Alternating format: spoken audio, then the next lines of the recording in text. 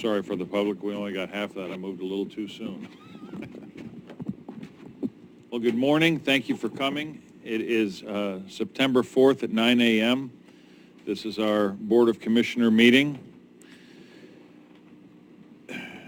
Commissioner Boyce, you have a report for us? Thank you, Mr. Chair. Officer line of duty deaths, military deaths, and firefighter fatalities through 2019. The number for the United States, and most of these, by the way, as you know, gunshot wounds or deadly force, the number is now 85. The number last year is 164. So 4 months we're down, so I reported last meeting. So if that can be good news, we hope that number freezes right there for the last 4 months of this year. Firefighter fatalities up to 33. Military deaths, USA, for this year is at 18, Mr. Chair. Thank you. If I may, I'd also like to, in a moment, have a moment of silence for Chuck Denny. He's a wonderful lawman and even a better citizen. He was my father's chief deputy back in the late 60s, early 70s. He eventually was elected sheriff in 1990. I told the management meeting group the other day that I was his campaign manager in those times. Not that he needed any help. He was very popular, very good for Curry County. He and his wife Sharon raised 3 beautiful children, wonderful family. Lisa, Steve, of course David Denny, our probation and parole officer. And it's just a sad time for Curry County. We hate to see Chuck go. You saw him walking, exercising every morning all through the early 2000s. And but we lost him, and again, Mr. Chair, would appreciate that moment of silence. Absolutely.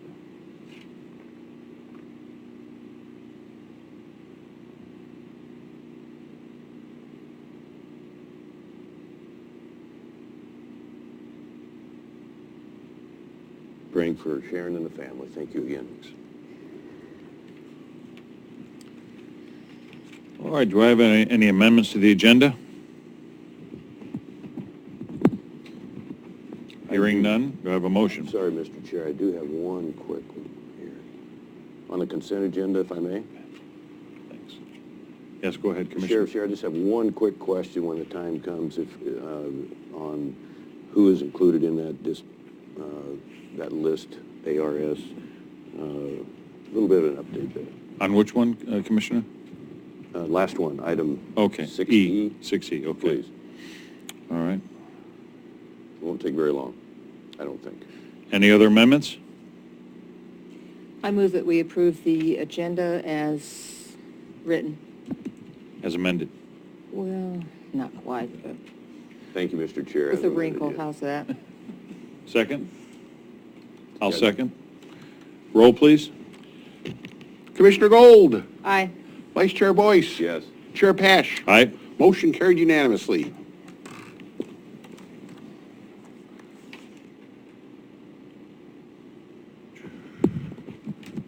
Okay, we're going to now have our public comments. Ms. Hunter?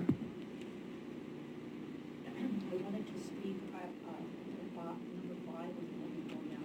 Oh, it's okay, we can wait till number 5, that's fine. David Barnes? Good morning. Good morning, Commissioners.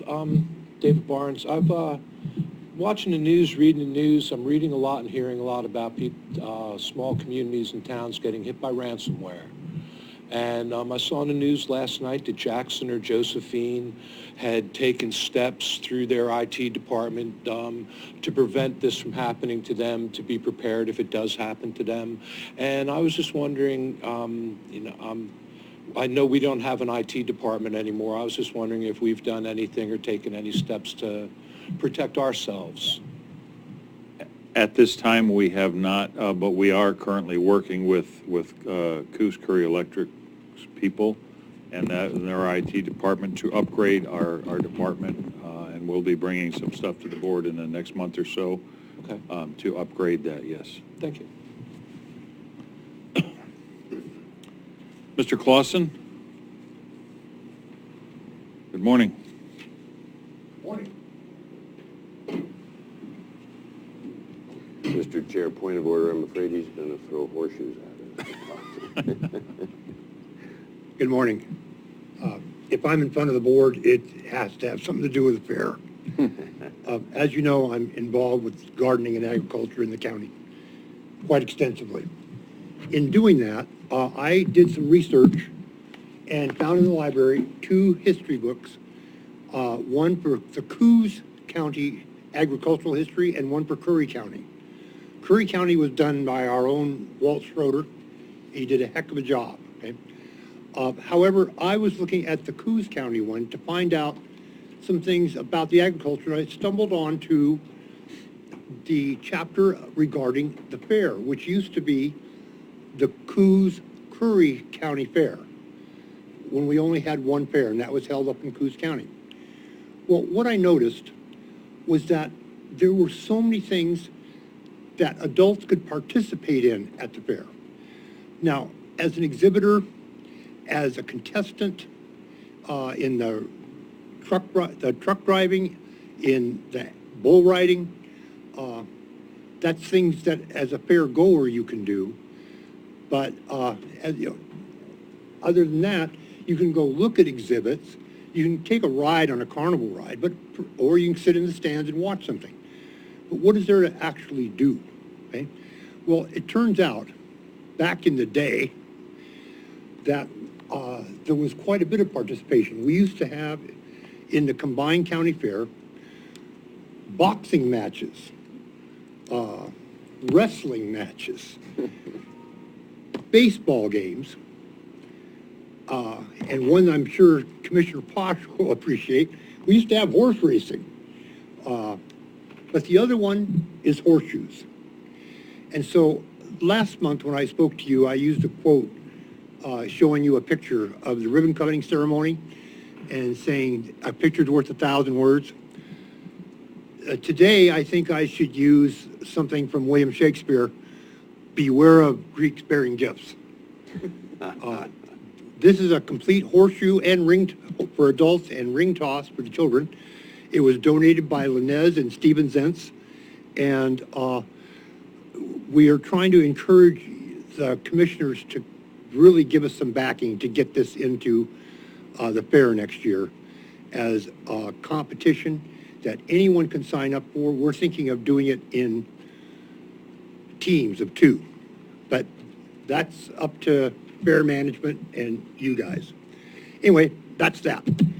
The other thing, again on the fair, it's that time of year where we start putting out notice for applications to fill different board positions. This year, there's going to be, at the end of this year, there's going to be 3 fair board positions open. I'm pretty familiar with 2 of the fair board members and the amount of work they do. David Haney and Bob Shabanti. They're, I guess that's me. Cooking at the meals, so they do so much.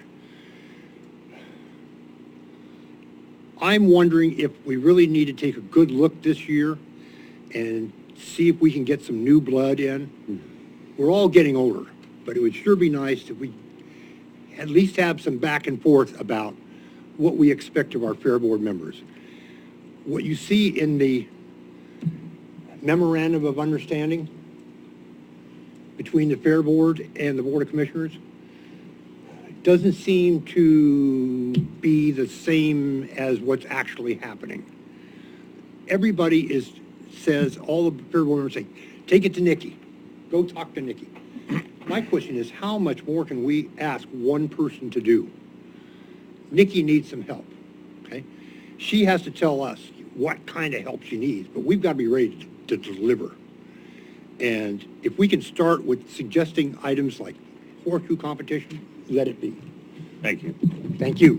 Mr. Chair, Yes. we might want to, Commissioner Boyce, will you take care of the, yes, sir. okay. Thanks for that wonderful opportunity. I wasn't aware that there were 3 positions coming open, so we might want to start now and, you know, advertise, promote that these spots are open and start working to get them filled. And as you know, the Coos and the Curry County Fair both at the same time, and the Del Norte Fair the next week, so someday, hopefully they can be, the Coos and Curry schedule can be put together a different week. And so, yeah, thanks for that time. Thanks. All right, next we have recognition of a 5-year service award, Summer Matheson, Ms. Schmelzer.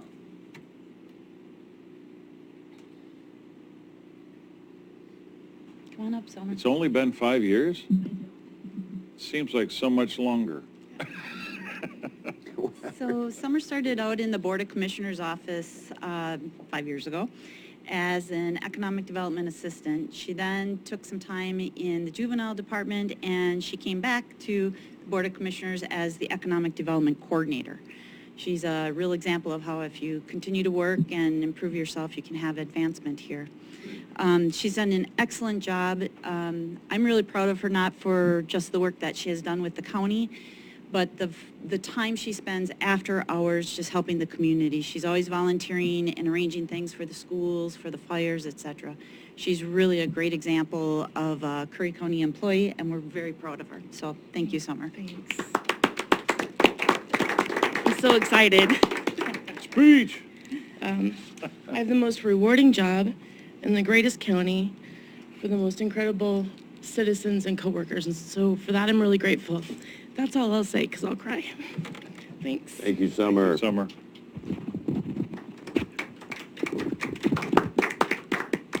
Next, we have a recognition of 20 years of service for Michael Lang. Sheriff Ward. Good morning, Commissioners. Morning. Today, we are here to give honor to Mike Lang, who is a employee with the Curry County Sheriff's Office. Mike started his career back in 1999. He worked as a work crew supervisor when they, over there were the new, you're talking about the new Justice Building, just across the street.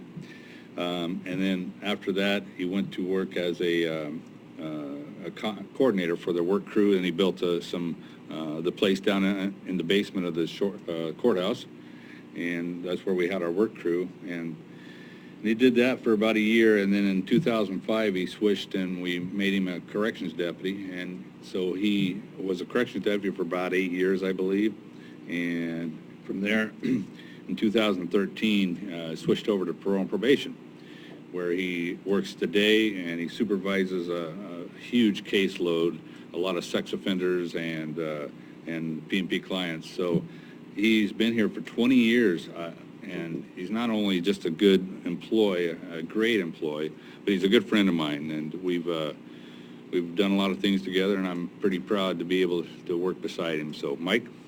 I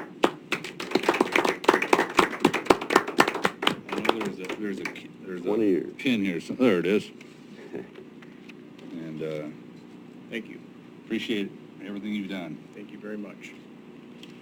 So go ahead and give a speech. And keep it down. Keep it to about 3 Yeah, you minutes. won't have to worry about too much of a speech, but I appreciate it. I've been very thankful to be able to have a job in this county for 20 years and raise a family, and it's been great. So thank you very much. I would just thank you very much. Back at you. I'm just going to ask the sheriff, by the way, didn't Chuck Denny hire you a long time ago?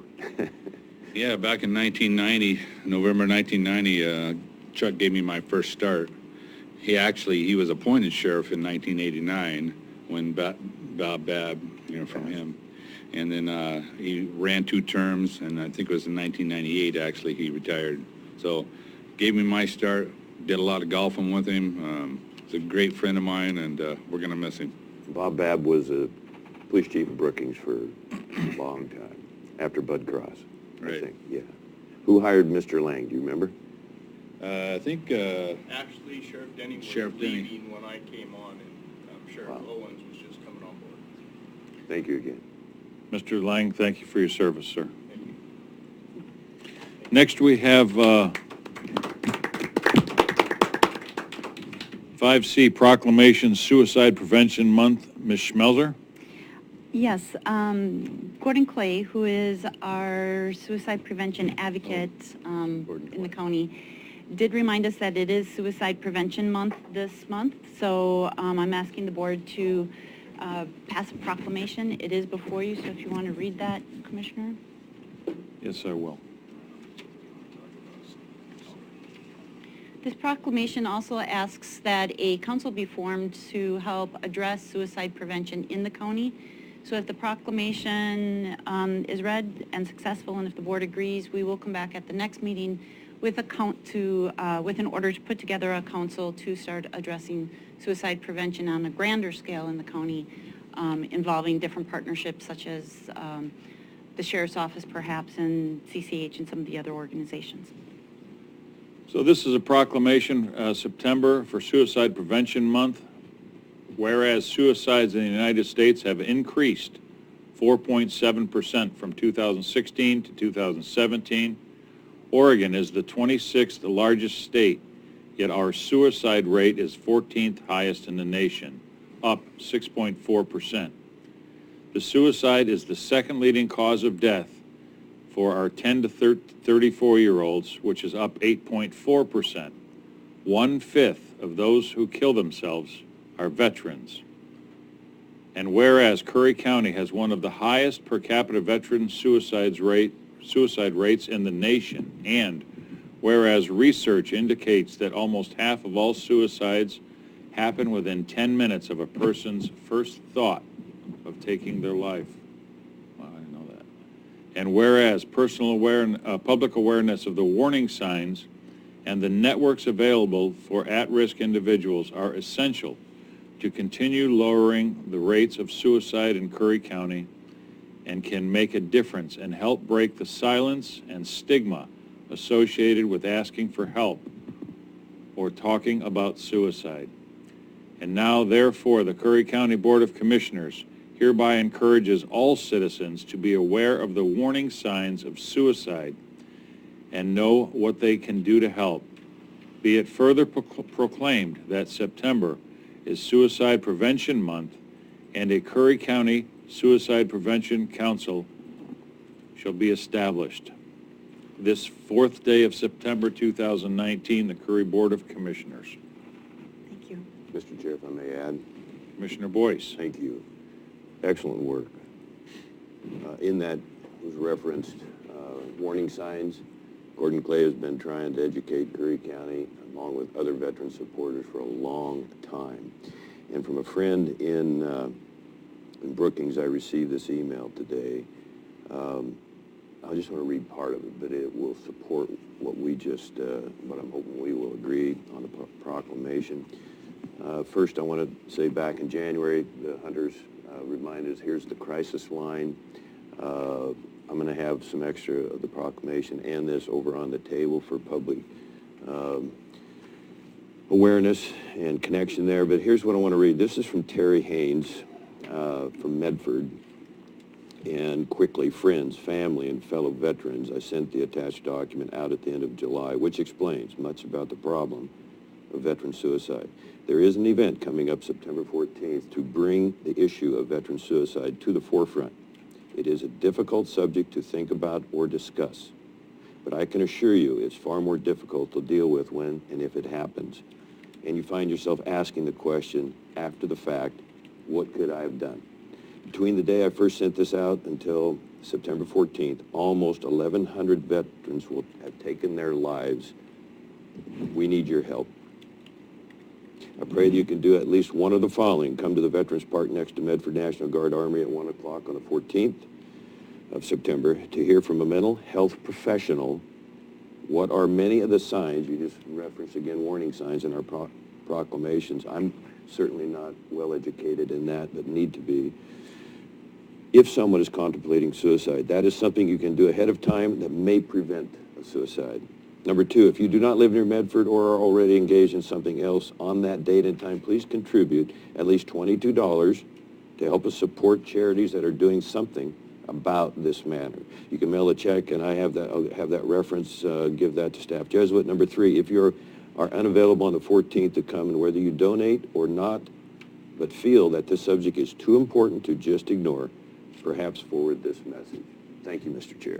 And thank you again, Ms. Melzer, for working extensively on this. I'd like to hear from Mr. Clay about this, if you would, sir. You've got a speaker slip in for the proclamation, and I also appreciate all of your work, not only with suicides, but with veteran suicides as well. If you would pull that other mic up to you, the taller one. Yeah, there you go. Thank you. Very good. Gordon Clay, Brookings, Oregon. I don't have a written speech today. It's more a thank you and an appreciation from regarding if the proclamation is approved. It's been a long time that we have sort of floundered in this county, and I wanted to add a statistic that comes from the CDC about Oregon. Oregon leading cause of death for 15 to 24-year-olds, 25 to 34-year-olds, 35 to 44-year-olds, 45 to 54-year-olds is suicide. And this is what the CDC produced on when they broke down and they took cancer, had like 12 different cancers in it, and so it packs it up and says cancer is this big thing. When you break it down and look at actual cause, whether it's prostate cancer, colon cancer, etc., suicide for these 4 age groups in Oregon is number 1 in all of those 4 categories. We are way above, well, as that stated, Oregon is 14th in the nation. We're the 26th largest state in the nation. We're also the 26th largest county, and we're 11th in suicides. You look at California, they're 47th in suicides. Now, Northern California is very problematic, but California overall isn't.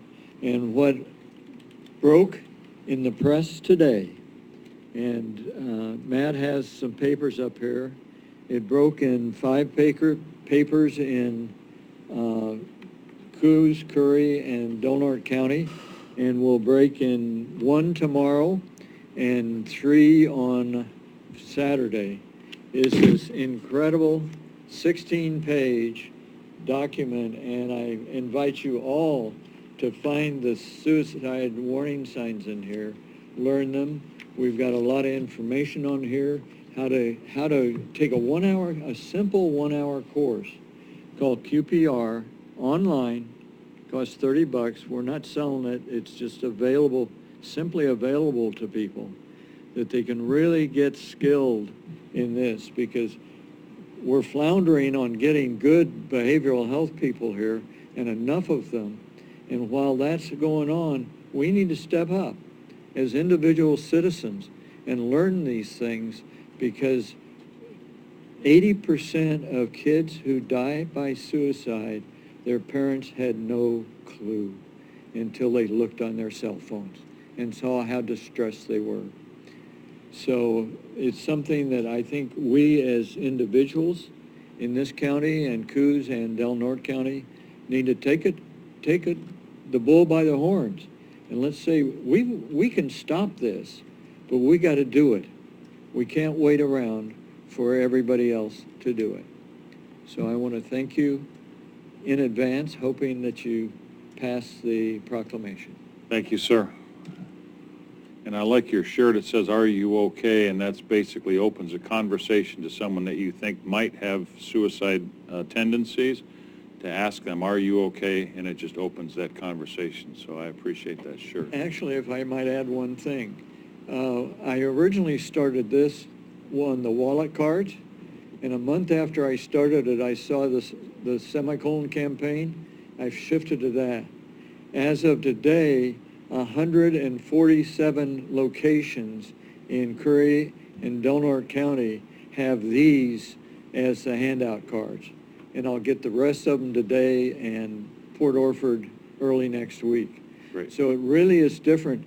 Rather than handing them a semicolon card and they're, somebody in crisis and they don't understand what the semicolon are, You hand them this card and say, are you okay?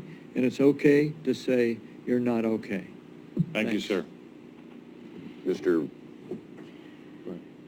Mr. Clay, you served in the Army, right? I did. Thank you for your sacrifice and service. Mr. Chair, if I may, my grandson, Court, my oldest grandson, just enlisted in the Army. Very proud. Good. So, he'll be calling you, right? Connie Hunter.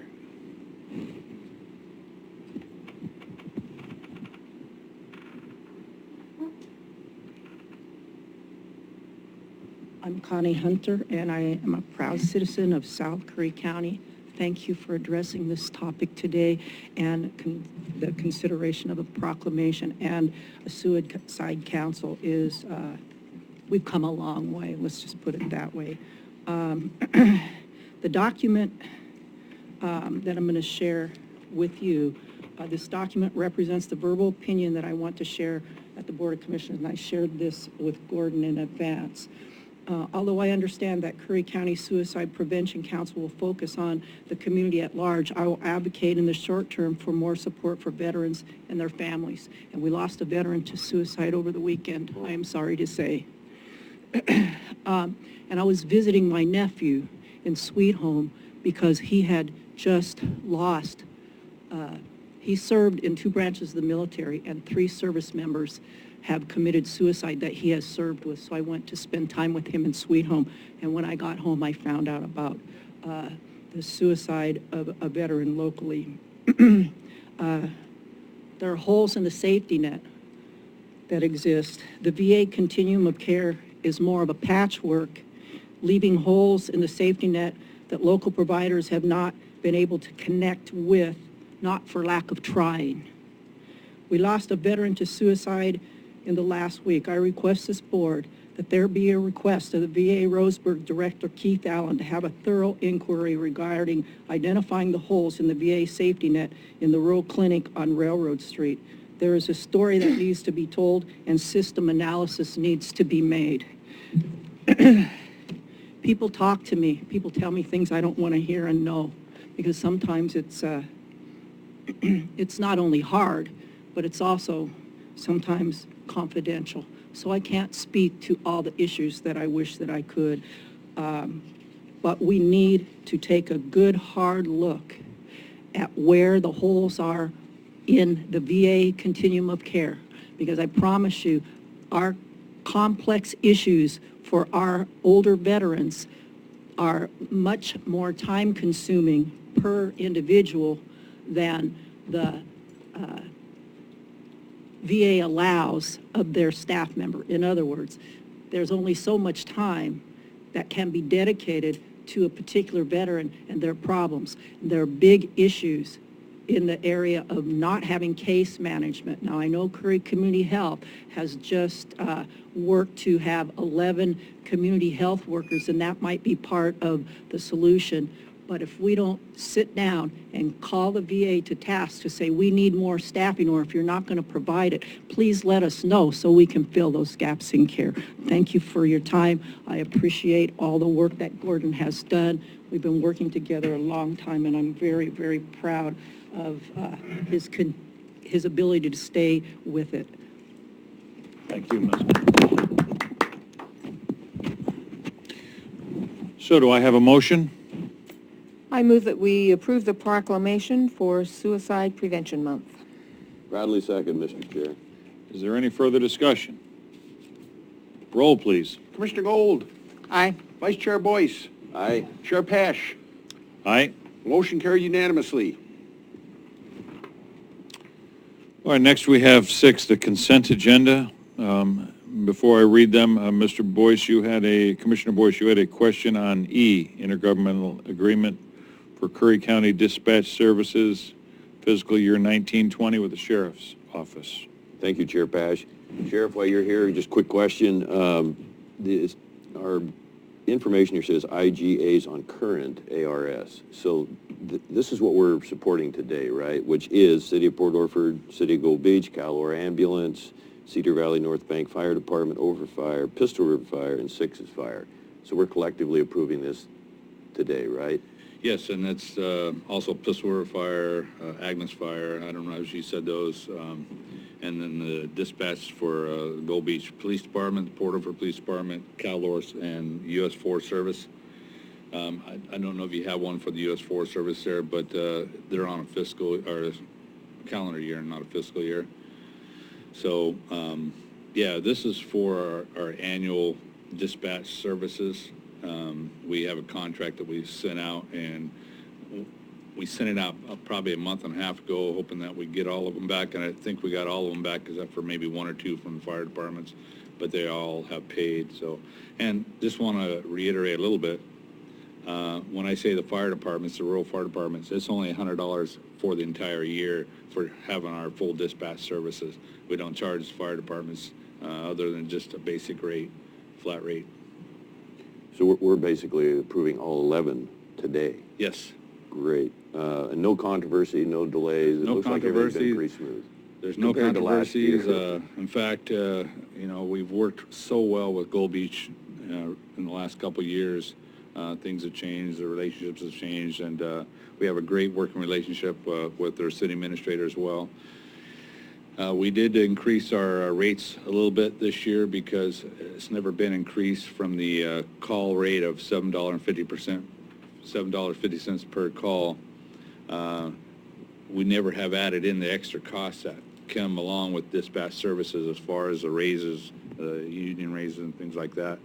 So it went up to, like, I think $10.35 per call. There was no questions about it. They're still going to save a little bit of money. They budget probably a little bit more than what they need to, but no controversy.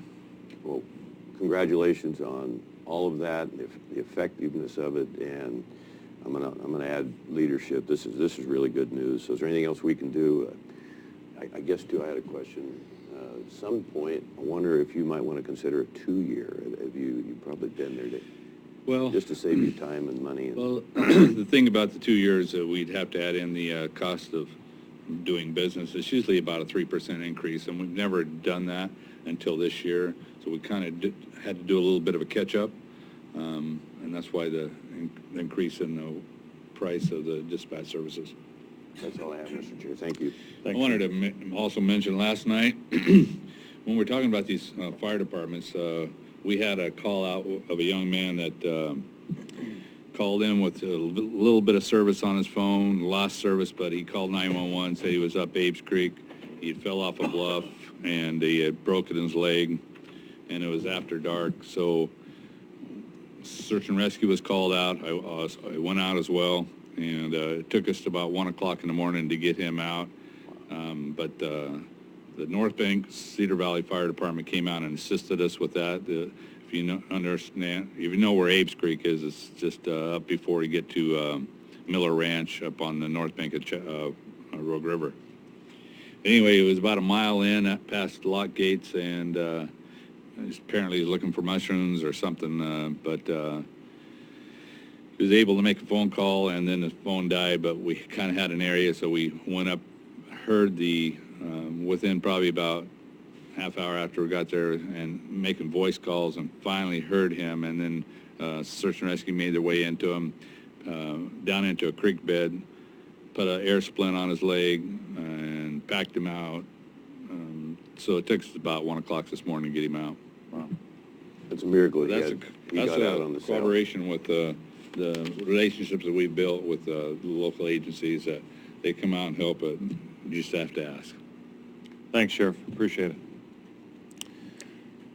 All right, so we're going to stay with number 6, consent agenda. A is approving a deputy code enforcement officer job description, community development. B, approve Curry Community Health Amendment to Curry Public Health IGA Intergovernmental Agreement 159808. C is to approve the repealing order of number 20470 of Parks. D, order retaining land parcels for future evaluation as county park and recreation facilities parks.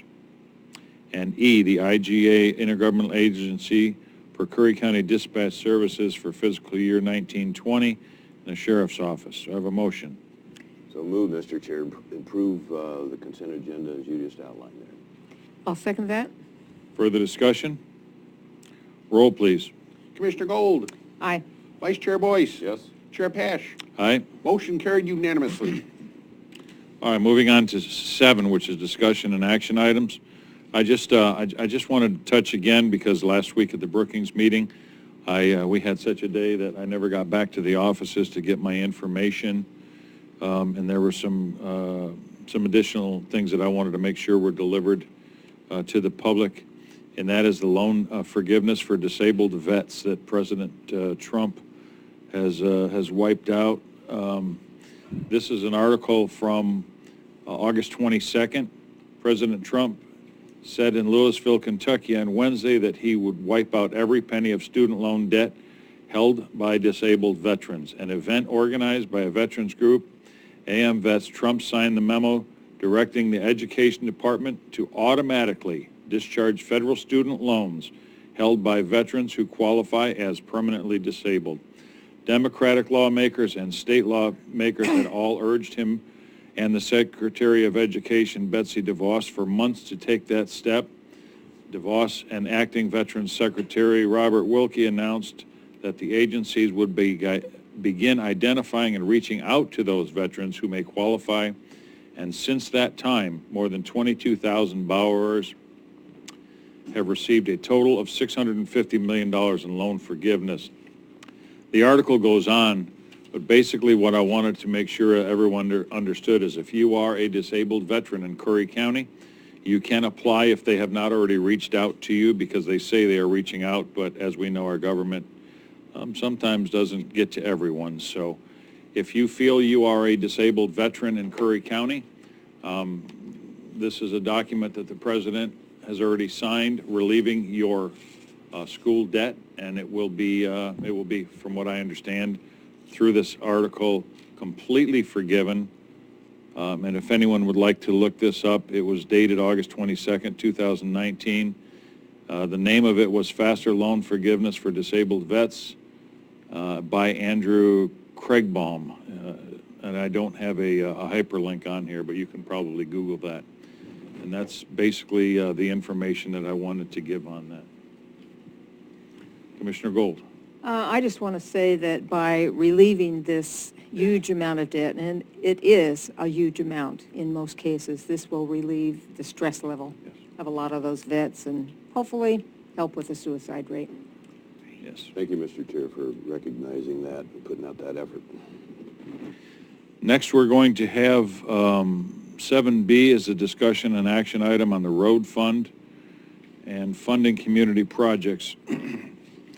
Basically, what I wanted to bring up on this is, you know, we have a road fund, and I understand, and I've been part of discussions in this board and how careful we need to be with that road fund. And there was a lot of work that went into this fund to establish it, and there's a lot of sacrifice that went into this fund to grow it.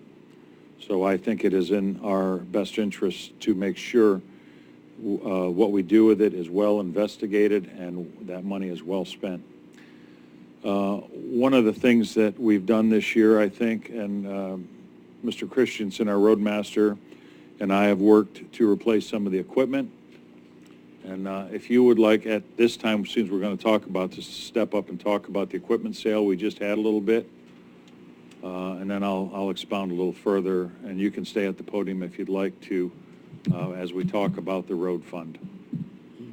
Good morning, Commissioners. Roadmaster Richard Christensen.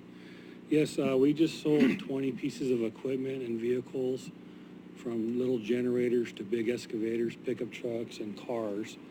And we, it was just under $102,000 in total sales. I was expecting maybe $50,000. Things came in a lot higher than we had projected.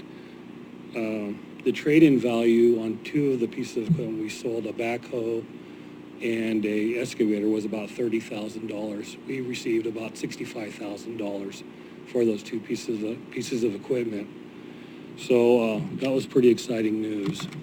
And So it's part of our equipment replacement program and vehicles for the road department, which is about $500,000 to $600,000 a year program for the next 5 to 6 years because of all the sacrifices we made to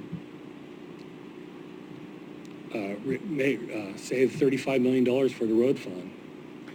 I have a question. You and I spoke yesterday, and if you would reiterate to the board and the public, you said that, we just invested a lot of money in a chip spreader.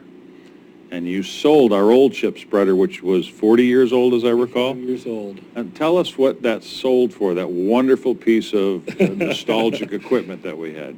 That piece of equipment, a scrap man came in and gave us $300. Ooh. And the new piece of equipment was $324,000. We wore that piece of equipment completely out. That lets you know how hard and how end-of-life some of our equipment is, that it went up for public auction, and the high bid of a machine that cost several $100,000 Yes. sold for $300 as junk.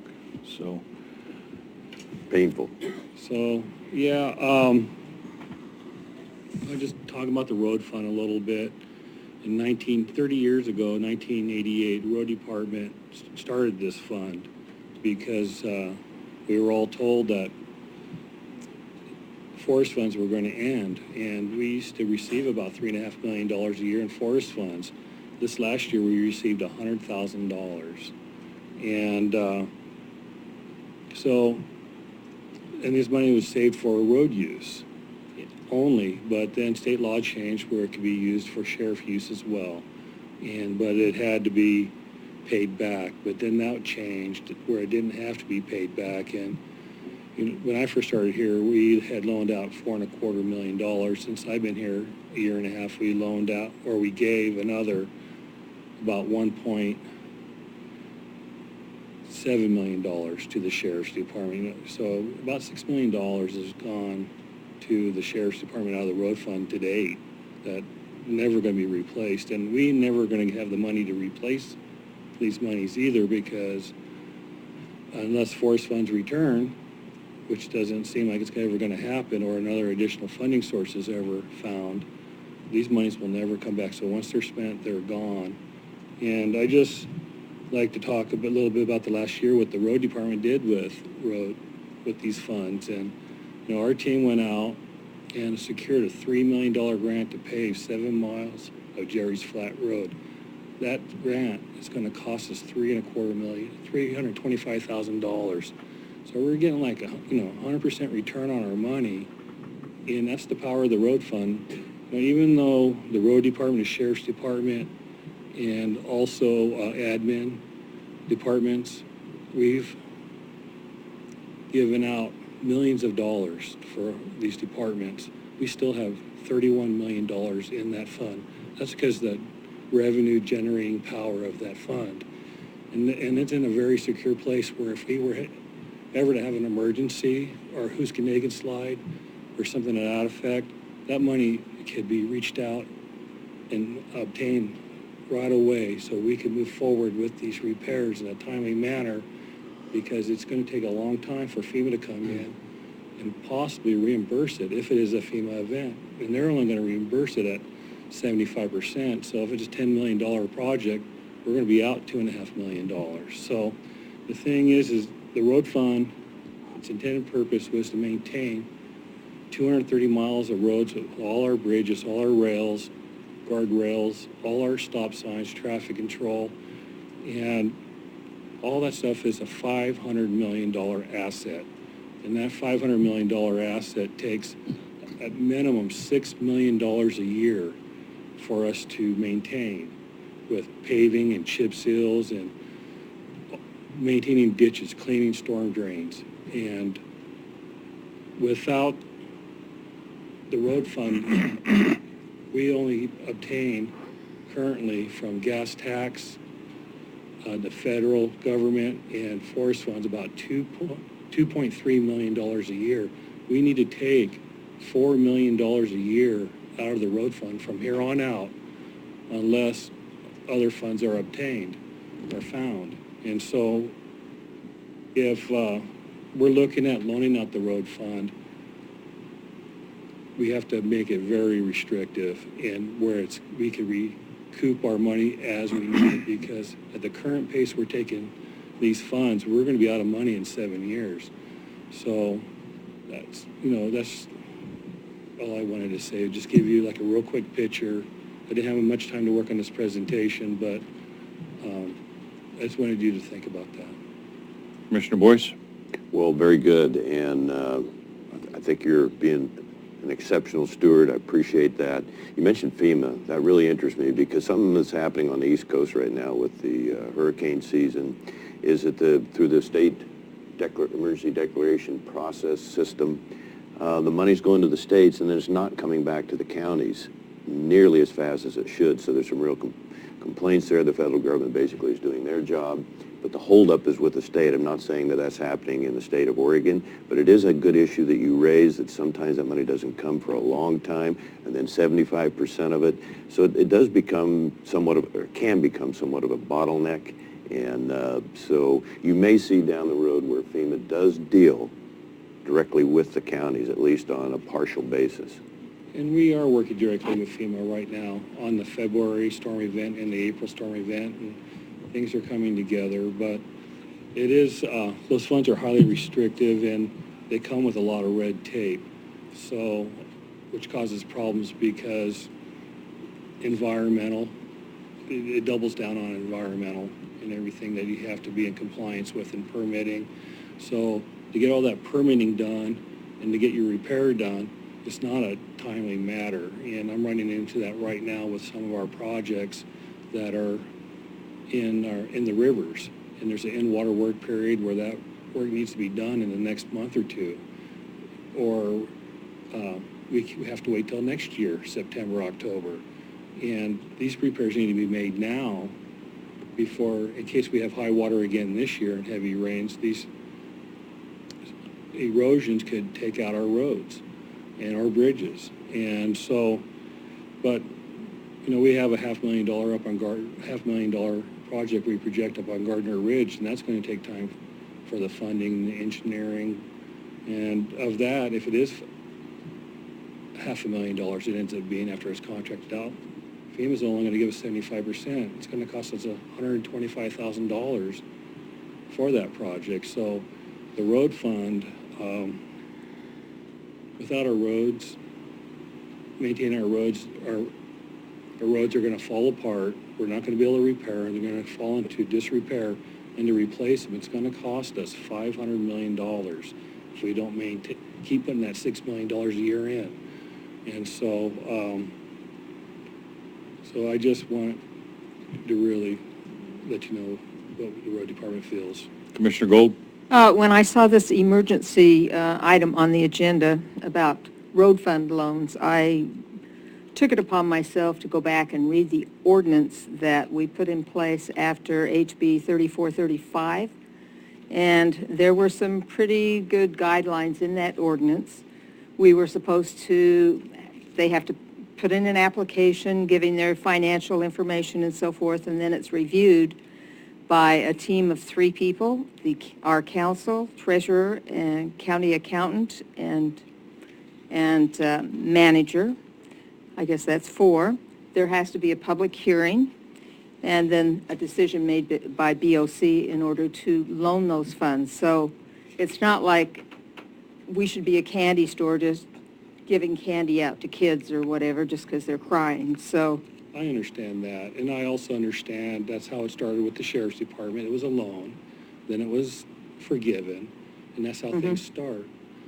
And so, for instance, so if we loan the money to another agency and they are unable to pay, what are we going to do? And so I guess I talked with David Brock Smith about that at our last council meeting. He mentions, well, we collect all the taxes and we give those to those agencies, and we could take right off the top of that and take that money. Well, what if that bankrupts that agency? And are we going to do that, or are we going to forgive it? And so the thing is we just see money going out the window faster than it's coming in. And, admin fees keep going up. I believe traditionally they were on a little over 100,000. Last few years they were, 450,000. This year they're 550,000. They went up $100,000 a year, and so, admin fees take care of 6 departments. They take care of the commissioners, the board, the office, county council, finance department, HR, our IT. And if that $500,000 is not there coming out of the road fund, which is the biggest source of funding, I believe, for all 6 of those departments, we lose those departments. So not only do we lose our roads, we lose the road department, we lose all those 6 departments, and now we're not going to have money to give the sheriff anymore either. So the thing is that we just need to be real careful and have a good plan. Well, I want to say that I think we need to be very good stewards of the road fund, and I think this board is looking to continue that process. I personally don't think loaning the road fund out for any, even a minimal risk is a smart avenue to take. I think that road fund needs to be protected, and unless, like you said, an agency were to come to us without guaranteed funding on that, return of that money, I would have a hard time looking at that. The reason that I asked for this to be brought before the board today, let's get this out in the open now, and then we'll take a break. We can all chew on it, and I'm sure we'll all have questions after, is our emergency room down in Brookings. As we've learned, the emergency room may take up to 2 years to be funded, but that money is there. The state is telling us that we are going to have the funding for that, and once that language, which is still unclear, becomes clear, that how the state is going to fund it, when they're going to fund it, and is it going to be done in stages or a lump sum, that is a source that I think is a viable way to borrow from the road fund, knowing that the state, if they will allow it to be, we still got to get the language on that if the hospital can even borrow from some outside entity and then the state repays that entity, if we can even legally do that. So this is still in the beginning stages, but if it were to happen, this is an issue that we could take up that could delay the emergency room in Brookings for years. That could, if we were to fund that, it gets the emergency room in Brookings open much sooner. The board would have to meet the goals of the intended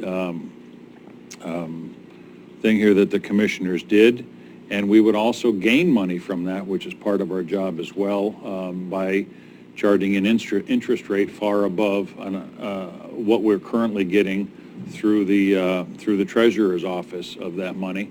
So it would be a win-win for the county, I believe, and the road fund, because it would create more finance, income for the road fund because of the higher interest rate that the county would receive.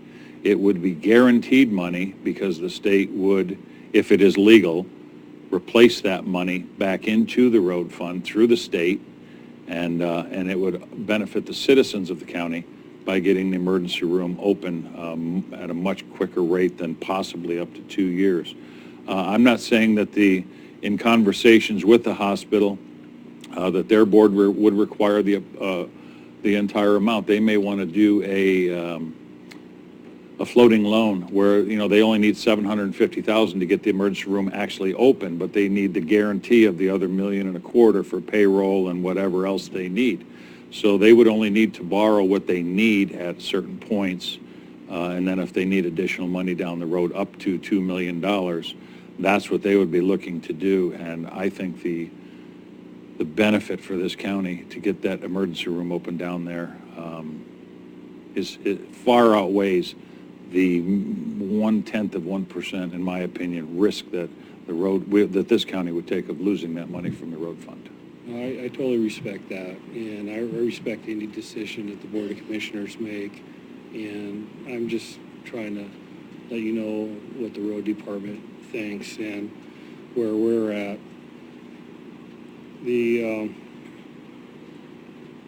Excuse me, I lost my train of thought, but Commissioner Boyce had a question. and- Yeah, thank you.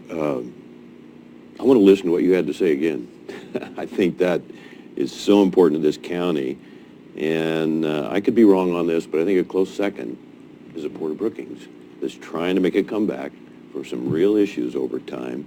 And if, as you said, they had the ability to pay that back, and it was on that reasonable promise. We have a system right now on loaning to the taxing districts, goes back 2 years, a little over 2 years. The House Bill 3435 was passed by the 17 legislative, whatever year it was. Anyway, and the county developed a system what the taxing district would have to comply with in order to apply for that loan. And it is something I think we need to revisit. It's something that I was adverse to because it is so complicated. No responsible taxing district, in my view, would take the tremendous amount of time to go through that. So I would like to go back to that. One quick question when the time is right. And it has to do with the auction. You mentioned $100,000. Correct. And that, I assume, got rid of some cars we didn't need or don't need? Yeah, we downsized the vehicles and equipment from the motor pool and from the road department. I've kind of stayed out of that because I want to congratulate you both. That whatever you got is just good management, and I've waited almost 3 years to see that happen, so way to go. Thank you. Well, why don't we do this? It is 4 minutes to the hour, 3 minutes to the hour. Why don't we take our 10 o'clock break now? We'll reconvene in 10 minutes, and we'll continue on with this topic. We're in recess. Order? They don't need this, just us. So, thanks, John. Bye, Sheriff. Thank you. Stay out of trouble, will you? Good work. All right, we're ready. We are back in session, and we were in the middle of talking about the road fund. And Mr. Christensen, if you want to step back up to the mics, you can, because I'm sure some people, maybe one of the other commissioners might have more questions for you on this, or comments. But again, I just wanted to continue the conversation. Commissioner Boyce, you said you wanted to hear it again. Basically, what it is I just thought of this the other day, and I called. South County Emergency Room? Yes. Thank you. This is about the road fund and the possibility of it being used to loan the hospital the money to get the emergency room open in Brookings, to expedite that process. And I gave the CEO of the hospital a call the other day and asked if this would be something that their board would do, if the county would agree to do this to expedite the emergency room, and she felt it would be something that the board would quickly embrace. So she has not asked the entire board this yet, but it is something that, of course, they're looking to get the emergency room open as quickly as possible, and this would certainly expedite that immensely. So, again, I am one of those people that I think we need to be very good stewards of the road fund. And I think loaning the road fund out to anything that could have a very minimal possibility of failure is something that I would have a difficult time looking at. However, because this money has been appropriated because of the work that David Brock-Smith and others have done to get this money put through for us, the state has already approved it. The governor has signed it. It's just a matter of when the county or when the hospital will receive the money. So this is something that, in my opinion, the risk to the county is very minimal. The money that could be generated, additional monies to the road fund that could be generated for this through an increased interest rate of what we're normally getting with our county treasurer and how she invests the money now versus the interest that the hospital would be willing to pay the county as they would any lending agency that they will go to for this money, which the CEO of the hospital did say that they would be probably looking to go to another agency, a lending agency, to get this money in hopes of getting the emergency room open sooner.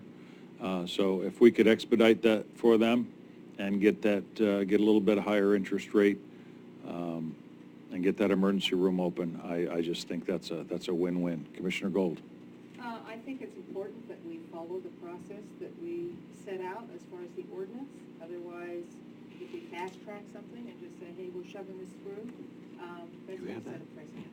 And I don't think that would be the wise way to go. I don't think we're trying to fast-track anything. No, I just said if. No, I understand, and I'm not being combative here. We're discussing this, so this is a good discussion. I'm just saying, I'm not looking to fast-track this.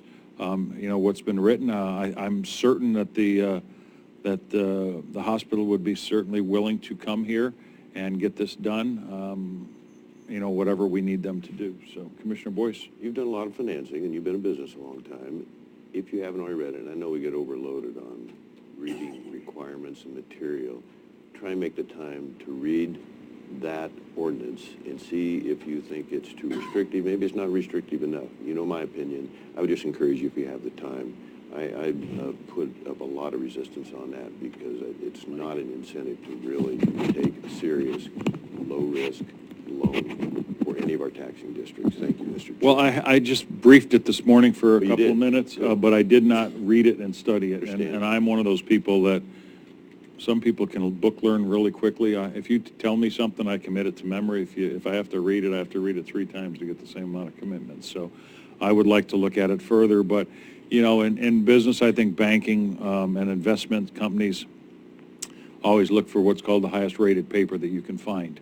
AAA paper, of course, government bonds, AAA paper are always what everyone looks to find for investment. They're the lower interest rates, but they are the highest rate of return as far as guaranteeing payment back. So, and a lot of people that are looking for long-term retirement look at those kind of things versus stocks and bonds because the risk on those is much higher. So, Good. when you've already got a state agency, that's basically a AAA agency. They've already appropriated the funding for this. I think, again, this would be a AAA paper loan for the county and the road fund. I think, again, the risk that this county would face of not getting that state money unless the hospital did something,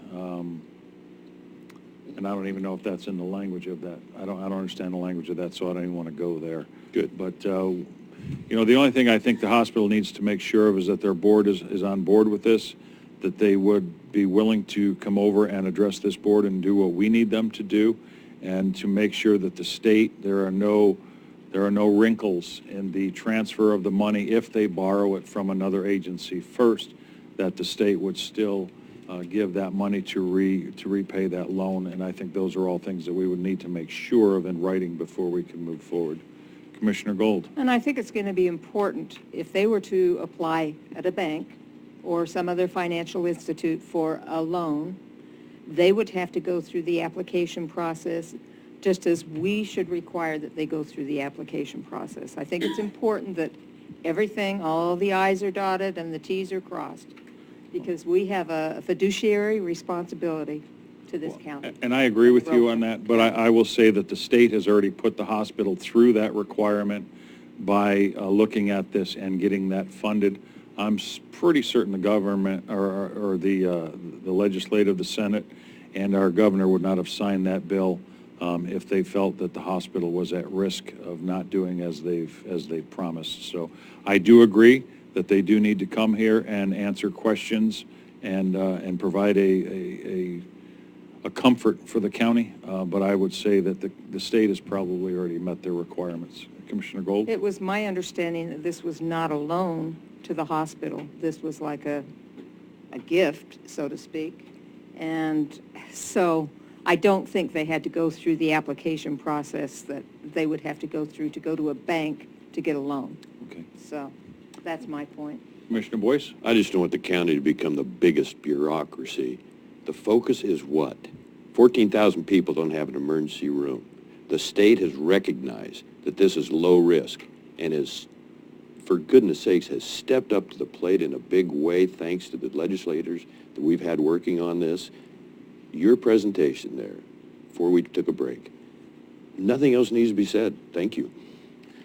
Okay, thank you. Whoops, excuse me. Can I- Mr. Melzer? Well, I just want to add that the ordinance that the board adopted last November does say the process starts with an application. So if the hospital is interested in pursuing this, they would need to submit an application.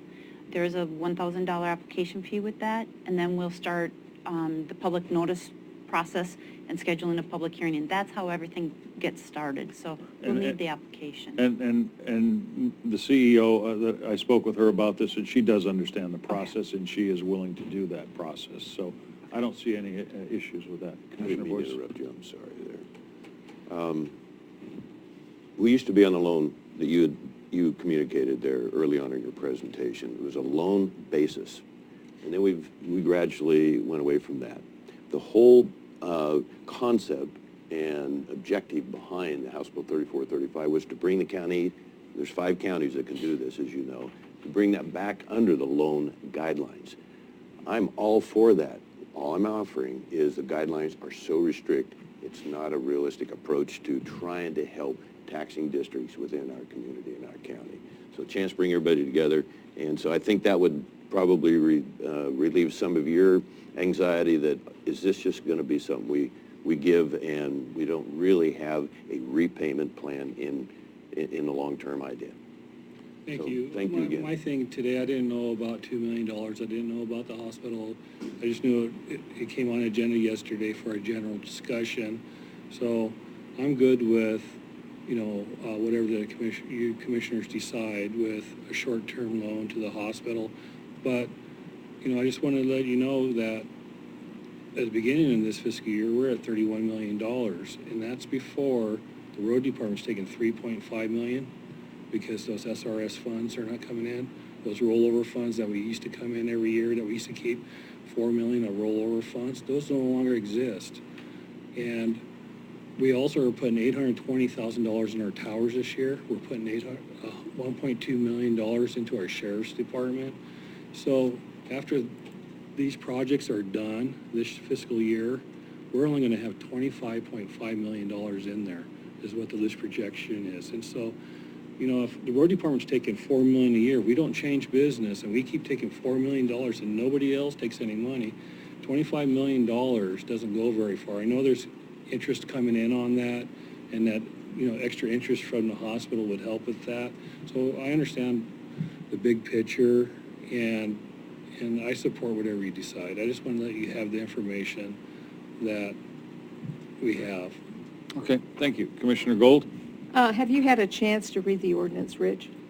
On I the, just glanced over it, but You might wanna I'm look like at that. Commissioner Pasha, I got to read things maybe 5 times. Okay. Ditto. So, There's always a highlighter. thank you. Commissioner Boyce? There's a solution here. And as Representative David Brock-Smith mentioned at our Brookings meeting the other night, all the work he didn't mention this, but he did tremendous work on the ONC, 18 BLM counties, and now I'm serving on that board, and he challenged me to stay with it. And we had a meeting, and in Coos Bay at the BLM district office, Curry County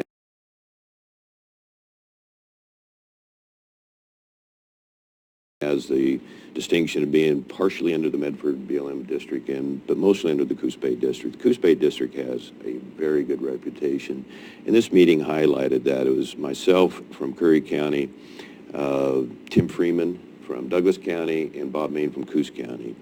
And if I wanted to just do my best to summarize what the meeting was about, it is getting money back to the counties. And you're in the situation you're in, so that we do fill that program. And it comes back to managing forests, public lands, battling and preventing catastrophic fires. Under the leadership of Rocky McVeigh, AO&C, that meeting could not have went better. It doesn't mean that when we worked with Greg Walden a year and a half ago and got $1.2 million back in from the PILT program, and trying to keep those funds going. The AOC dues that we pay, what is it, $16,000 a year, whatever it is, $17,000 a year, money very well spent. Of all the boards I serve on, this is number one, because it also gives us a connection to the Forest Service and the portions that come back into our treasury that is rightfully belonging to the counties to support the services that we have to provide. So I hope that over time, through the people that I'm working with that are incredibly qualified to understand what the stakes are and to, again, that focus on public lands management and how that comes back to the counties. We've got a chance there to really keep making a difference, and I hope a couple years from now, if I'm still here, I'm saying, hey, we did get some back to you from the Forest Service in this avenue, some from this avenue from the federal government, the BLM, et cetera. So I'll have you a longer report down the road, but that's all I need for now. Thank you, sir. Thank you very much, Commissioners. Thank you. David Barnes, you had a comment on this? Thank you. I've been listening to what's been said. I've been listening over the last few years to talk about the road fund.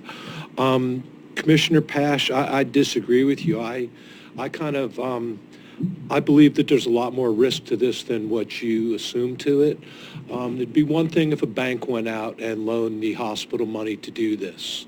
The government is more liable to make good when it's a bank. When it's a county government, though, I see a good chance of somebody in the state saying, well, they have the money to pay for this. We can use this $2 million somewhere else. As Rich was saying before, the money that he's been giving to the Sheriff's Department started out as a loan. That got changed. That's not a loan anymore. The same thing can happen to this. You know, I don't put the chances of loss at zero on this. Also, to what Commissioner Boyce was saying about the ordinance, I've read the ordinance. I don't think it's that onerous. There's a number of steps that have to be taken. I remember when the ordinance was passed and all the discussion went along with it. There's a number of steps that have to be taken, as it should be. You know, it shouldn't be like you come in, I need $2 million and write out the check. The process is long for a reason. That's to make sure of things. You know, again, as Rich is saying, we're down to $25 million. That's 6.5 years worth of road fund money left if we don't do something with it.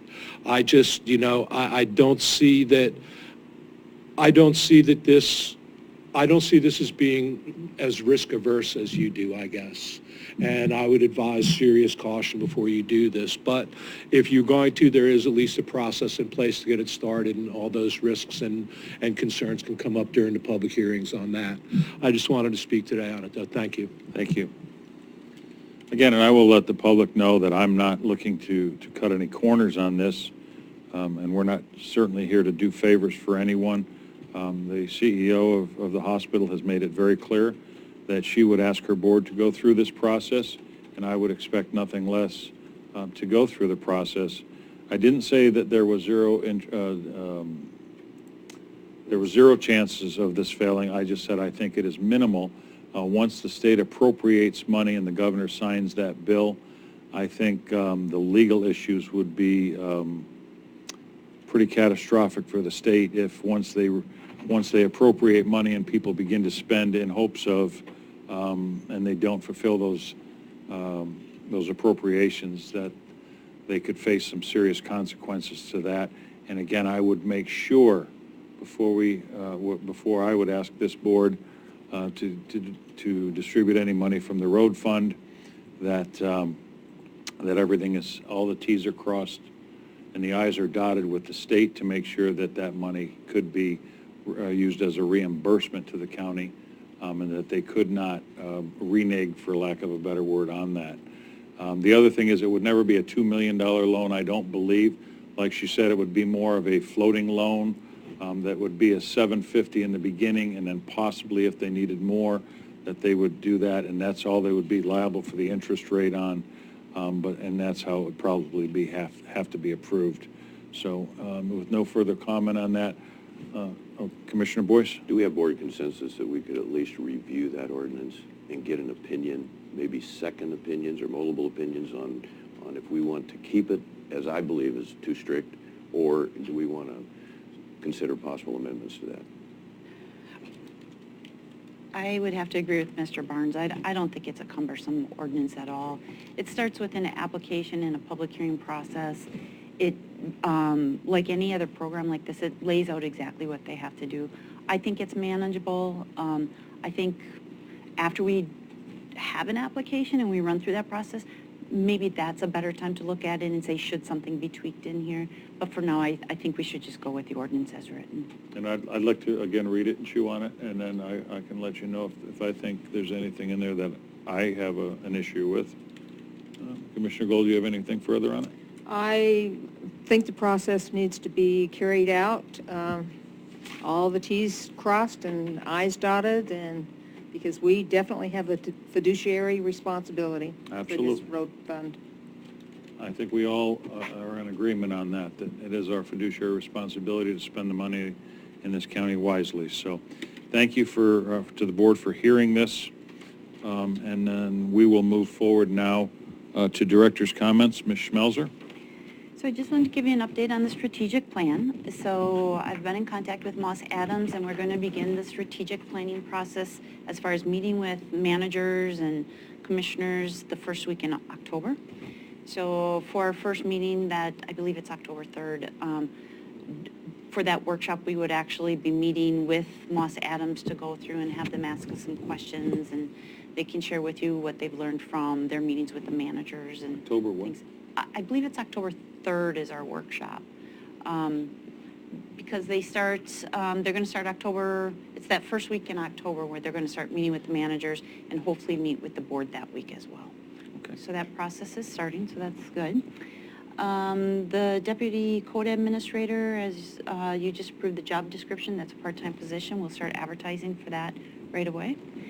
And we'll probably start with a 2-week advertisement and then see if we need to hold that open a little longer. The credit card policy that we've been waiting on since, I think, January or February, should be coming to the board this month. Charlene had actually done a draft. She ran it past the managers. We got the comments back from council, I think, this week or last week, so that'll be coming forward to the board. And then, as you know, Charlene had applied for, or she found a program or a grant where we could get that wage study done for under $5,000. We signed the contract on that yesterday, so the goal is to have that wage study completed by January 31st. There's some other things that go along with that. They want, as part of that process, they want to look at some of the hiring practices and everything involved and kind of give us a whole cleaned up process involved with that. So that part will take a little longer, but the wage study itself should be done by January 31st. That's all I have. Okay. Commissioner Gold? I'll make this short, sweet, and to the point. The SWOC seminars are starting this Thursday on dog behaviors. I wish I could go to that because my doggie isn't so well behaved right now. And they'll be doing weekly seminars. Unfortunately, I can't go because I've got a meeting in Crescent City. So anyway, that's my report. So if you've got a dog that needs behavior or has behavior issues, go to the seminar. Okay. As for me, I really don't have a lot to report, other than I am going to be looking into the situation with the VA down in Brookings, and I'm going to try and coordinate with the director in Roseburg to look into the problems, the apparent problems of the VA, not hospital, but the clinic down in Brookings. And hopefully deal with those issues. Again, I've been in contact with Congressman DeFazio's office on the Rogue and the Corps of Engineers. I had a lengthy conversation with one of the people that does the navigational part of cleaning the Rogue, and we are going to be continuing those conversations in the next coming weeks to still look at getting the Rogue River cleaned out from Elephant Rock down. And the permitting process, the Corps cannot do that, but they are trying to get us information on some companies that do, and the permitting process to accomplish that. So that's about all I have today. Commissioner Boyce? That looks like a challenge to be really short. Oh, yeah. Well, I'm sorry, that's not me. I'm talking to the public here, and I did get a note, Gary Milliman and I did, from Darren Naval on the condition of Hooskanaden, and I want to read this real quick, short paragraph. Hey guys, I wanted you to be aware before you see the newspaper that we are not going to be able to get the road put back into its original alignment for winter. I think you had some heads up on this from DeFazio's office. We had one bidder, and that couldn't get it. They couldn't get it built before winter. We are going to make some changes to the contract and put it out again this winter to be built next spring and summer. And I think that's a good plan. I mean, it's not the best news, but nonetheless, I think that corner on the south end is a little touchy, but they're taking safety precautions on that. With the what do you call it, the indented pavement? I'm not sure what the term is there. We'll have no normal movement, but don't think we'll have anything more than a normal year unless we have that terrible winter, so we'll be on guard, which leads me to my next item. I'm going to be asking Jeremy Dumeyer, and I heard from KCIW Radio, Lori Stoddard, just where the county is on when we have an emergency, and with the excellent presentations that Emergency Management Coordinator Dumeyer have offered both at our Port Orford Brookings meeting. If we had an emergency right now, what would be the sequence? What would happen? Obviously, we'd get the commissioners, the sheriff, and Mr. Dumeyer together. We want to get that word out to the public, so I'm not exactly sure what I'm proposing, other than I just want to be ready, especially as we approach this winter, so I'll be able to give more on that later on. Next thing, on January 31st of 2017, I had offered an 18-point plan on what I felt was the best options and movement forward for the county. And I'm going to have a report on that hopefully on our 18th meeting, just an update. Surprisingly, especially due to this board and the work we've done the last 8 months, a lot of those issues are getting some movement forward. So I'll talk more on that later on. This Friday night in Brookings, we have the Curry County Shootout, the Panthers and the Bruins in varsity football. And so that's been a great tradition. Some say that it should just, why not play it in the gravel, because it's that serious. And so both those are good programs. As you know, originally Gold Beach was faced with possibly not having a team. Brookings is very well coached too. And so invite everybody to go down Friday night and watch the game. I wish it was at Gold Beach. Oh, I shouldn't say that.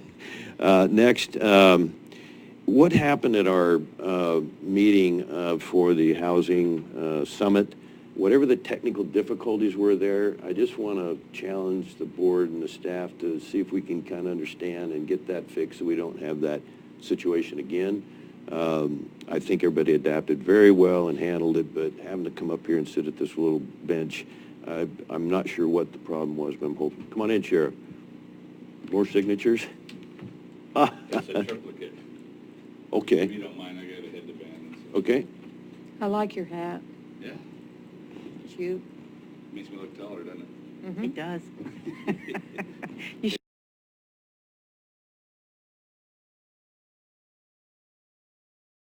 Hey, wear be sure another and Not that I'm short. be sure and get that You should wear message to another the one. You should Coos wear County another one. commissioners that why did They that don't now. need that.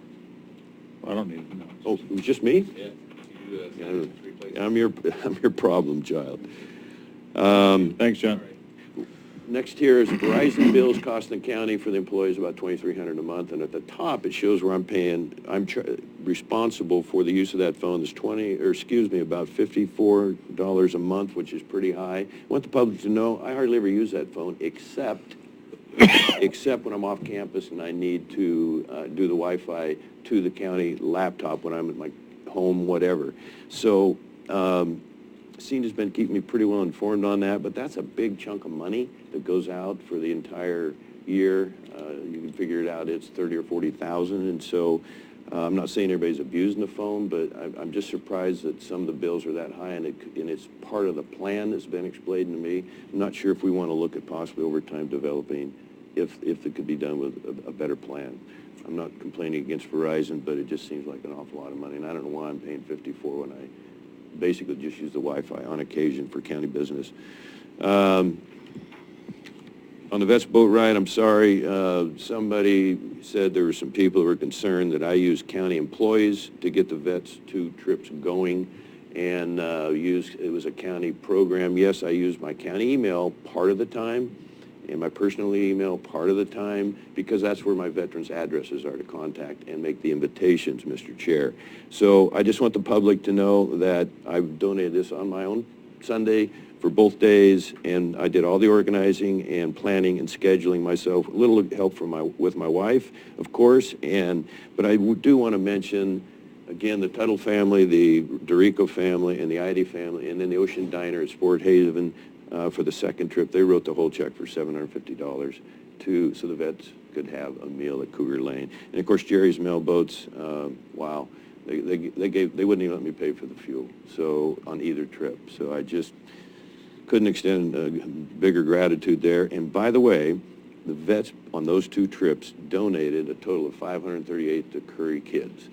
out of their own pocket. So it was, I didn't even hardly have to mention it, but one of my buddies on each trip that went with me, they were both vets, carried around this bucket, and you know, men and women both veterans put money in. We have 3 scheduled state boards here. 2, excuse me, then 1 AOC board. And I'll give you those dates real quick. Very proud to have the Oregon Department of Fish and Wildlife Board of Directors will be here on the 13th. I've been asked to introduce them and welcome them, and so of course I'm looking forward to that. I know some of the members. We have good representation in Curry County, by the way, on that board, and I'm going to make a little presentation to her at some point. She just got on and is doing a great job. Then on 9/18, we have our board meeting. I'll also be welcoming them and greeting them, and that's the Oregon Parks Commission. And so that's kind of a nice thing for Curry County to have these 2 entities come here and recognize our place and our beauty, and certainly make the effort. On the 4th of October, the AOC District 4 board will be meeting here. That is Jackson, Josephine, Curry, Coos, and Douglas counties. Commissioner Lily Morgan is the chair. I'm the vice chair, and I'll have that agenda available to the commissioners. No reason you can't attend if you would like to. It's not, if there's 2 of us there, we're not going to be discussing policy, but would encourage you on that. So where is that? October 4th is at the Rogue Landing. Thank you for setting that up, by the way. I think that's a great choice. Can I deal with Lily that long? She's awesome. You know? She's packing a lot I'll of run times. interference for you. And that's 10 to 2, and it's very hardworking, very committed, obviously rural commissioners. And there's one more thing I wanted to say about this agenda. On the ONC board there, the ONC counties are meeting in Coos Bay with the district BLM there. Something that Tim Freeman, because of his time served in the legislature, he served 4 terms, now he's back as Douglas County Commissioner, something that he has really been able to communicate, and this is also Commissioner Colleen Roberts from Jackson County, that really bears repeating. And when it comes the money back to the counties, there's 3 areas that make it difficult for the counties, and they're kind of new policies. One is the forest collaboratives. And the second one is the Good Neighbor Authority, which is the Oregon Department of Forestry, taking over some of the forest restoration projects. And then the other one is the third one, stewardship.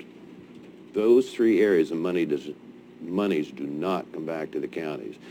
I've had this discussion with David Brock-Smith. He's on the other side a little bit, but the reason I want to spend just a moment here on this is because the counties tend to benefit from the long term when reforestation takes place. So the money basically goes from the county to the federal forest for the projects. And so we are battling, Colleen Roberts, Tim Freeman, certainly Bob Main, we are battling to say, okay, there's a way to run the stewardship contracts. There's a way to run the Good Neighbor Authority and the forest collaboratives to not let that money leave the county coffers and just go back to the state or even the federal projects. So I could spend more time on that, Mr. Chair. Not necessary. The last thing I have, I'm going to be working with Summer Madison. I have a letter here that I wrote in January of 18. Basically, why don't we look at a countywide chamber? And there's some merit behind that. This is an idea. I think that, I know that Summer Madison and Julie Smelzer came up with 2 or 3 years ago. It's a common sense approach. The local chambers are struggling, Port Orford, Gold Beach, and Brookings. So I think, yeah, we could look at possibly taking that program and making a difference and spending the few bucks we have more efficiently. That's all I have. Thank you again. All right. So at this time, we are going to enter into executive session under ORS 192.660 to F and H, information not subject to disclosure and likely litigation, and ORS 192.6602E to conduct deliberations with persons designated by the governing body to negotiate real property transactions. So this meeting will go into recess. We will reconvene after executive session, and this meeting is now in recess. All right, we are back in September 4th. It is 11:57 a.m. Coming out of executive session, and the board is to proceed as directed from the executive session. With nothing further, this meeting is adjourned.